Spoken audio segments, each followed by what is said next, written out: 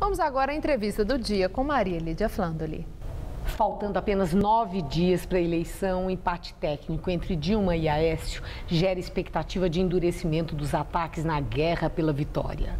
Para uma análise do cenário eleitoral, recebemos hoje a cientista política Vera Chaia, professora do Departamento de Política do Programa de Pós-Graduação em Ciências Sociais da PUC de São Paulo.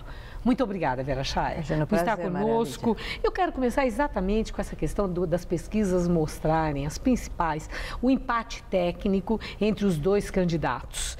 E isso gerando, né, essa imensa tensão. Agora, o que explica a imobilidade dessa preferência de voto, né, depois de passados 10 dias do primeiro turno e os apoios definidos, a campanha em rádio e TV está comendo, debates já acontecendo e o eleitor se mantém nesse empate? Tem uma explicação para isso? Eu acho que o eleitorado da Dilma já está praticamente definido. É um eleitorado que já vem acompanhando o PT já muitas eleições, então não existe muita expectativa em relação a grandes mudanças na tendência do eleitorado da Dilma. Com relação a Aécio, eu acho que também é interessante porque ele, antes dele chegar ao segundo turno, melhor dizendo, ele recebeu os votos da Marina Silva, já estava caminhando para isso. E recebeu, enfim, os votos contra o PT, antipetistas, né? Então, também recebeu uma série de apoios políticos, né? A própria Marina, o próprio PSB apoiando o Aécio, a família do Eduardo Campos apoiando o Aécio, fazendo grandes manifestações de apoio. Mas aí é que está, esse apoio da Marina e da viúva de Eduardo Campos, isso aí aconteceu depois do resultado daquela primeira pesquisa que dava o mesmo empate técnico da pesquisa dessa semana. E ficou a impressão que os votos já estavam definidos dos dois lados. Eu acho, é muito difícil de analisar, Maria Lídia. Eu acho que essa eleição é a mais difícil de se fazer uma análise, porque ela mudou tanto. É verdade. Tanto. Num primeiro momento, todos achávamos que Dilma iria ganhar o primeiro turno. No segundo momento, entrou Aécio, Eduardo Campos. Quando Eduardo Campos faleceu, entrou a Marina. Todos achávamos que ela iria disputar o segundo turno com a Dilma. Não foi. Né? Houve o que a gente chama, eu achei interessante esse termo, uma desidratação da candidatura da Marina, face às contradições. Ela ficou vulnerável àquela onda de ataques, à estratégia da Dilma, que foi realmente dura? Também sim, mas eu acho que a culpa foi mais dela, em termos de postura política, em termos de negação do programa partidário, em termos de contradições da própria candidatura dela. Né?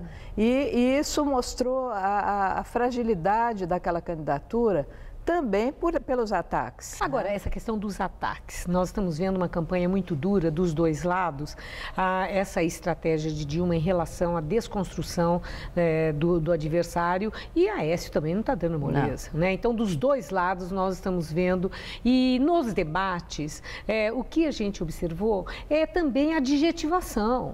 Tua irmã, tua prima, teu não sei o quê, o teu irmão, e isso é baixo nível ou... Isso faz parte de campanha, nós é que não estamos habituados com algo tão acirrado como acontece no Brasil hoje. Eu acho que faz parte de uma campanha eleitoral, infelizmente. Como a radicalidade aumentou com a polarização efetiva do PSDB e PT, acho que eles estão perdendo um pouco as estribeiras. Exatamente. Né? E eu me lembro, você lembra da eleição de 1989, quando...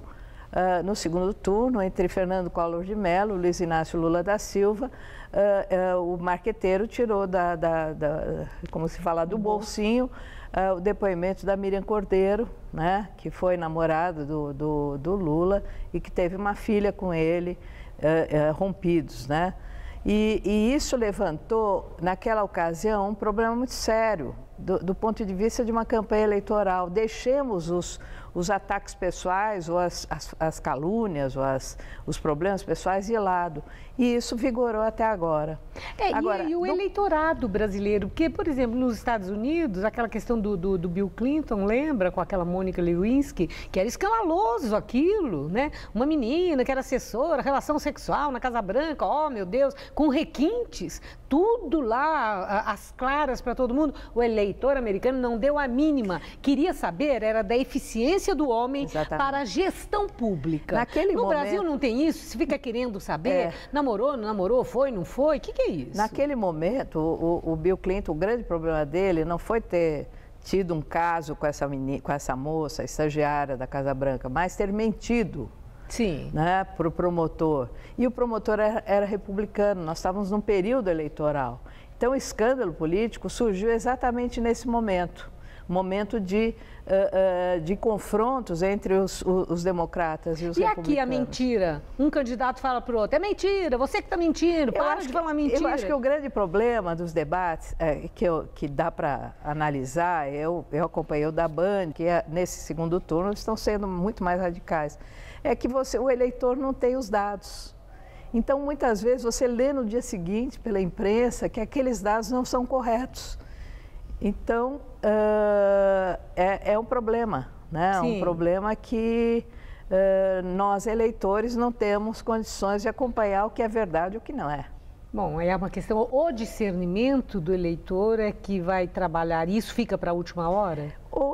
Pelo que eu li, realmente eu acho que a definição é de última hora mesmo, né? E você acredita num candidato ou no outro, dependendo do seu ponto de vista. Daí essa dificuldade da gente pensar num vencedor nesse momento. Acho que o voto vai ser voto a voto e o coração da gente vai aguentar até o final para ver quem que vai vencer essa campanha. Vera Chaya, muito obrigada por sua entrevista, por sua análise. Uma boa noite. Boa noite.